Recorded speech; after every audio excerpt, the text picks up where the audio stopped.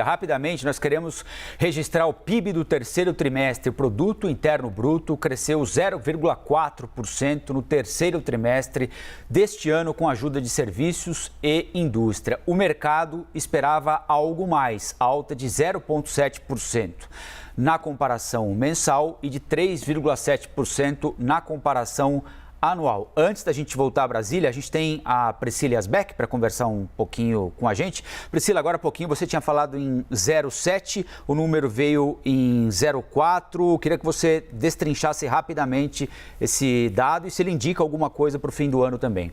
Pois é, então o PIB do terceiro trimestre crescendo um pouco menos do que era esperado pelo mercado. O mercado tinha previsão de um crescimento de 0,7, veio 0,4. Apesar de vir abaixo da projeção, muitos economistas já falavam que esse ritmo muito forte de recuperação da economia no primeiro semestre ia se arrefecer a partir do segundo semestre. Então, só lembrando, no primeiro semestre a gente teve um crescimento muito forte, que foi fruto de reabertura plena das atividades, depois dos fechamentos da pandemia, também vários estímulos criados pelo governo que também impulsionaram a nossa economia, só que ao mesmo tempo a inflação subiu muito, o Banco Central subiu os juros, então já era esperado que essa alta de juros também começasse a dar uma esfriada na economia. Em algum momento a gente está vendo isso acontecer. Eu estou vendo aqui os dados que acabaram de sair, então eu vou só ler um pouco do destaque que o IBGE trouxe ao longo da programação. Claro, a gente vai detalhando com mais profundidade, mas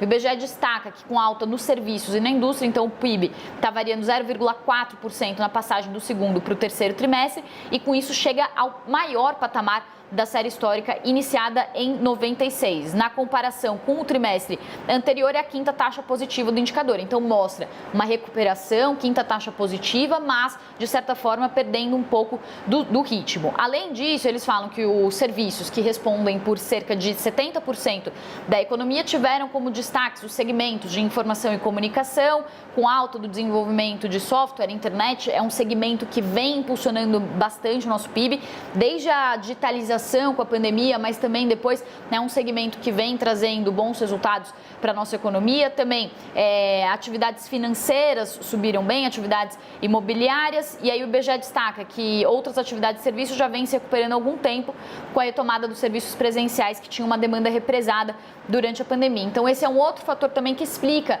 essa retomada da nossa economia. O setor de serviços foi o que mais sofreu ao longo da pandemia por causa dos fechamentos das atividades, as pessoas não conseguiam consumir restaurantes, salões de beleza, sair de casa, então esse foi o segmento que mais sofreu, o setor que mais sofreu.